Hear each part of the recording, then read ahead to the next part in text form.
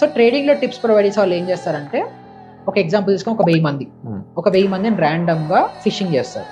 1000 మందిని తీసుకొని మార్కెట్ లో ఏమవుతుంది, ఇదర్ ప్రైస్ పెరగాలి లేదా తగ్గాలి, రెండే పాసిబిలిటీస్. ఫ్లాట్ గా ఉంటుంది చాలా టైం వరకు, బట్ స్టిల్ పైకో కిందకి అయితే రావాలి.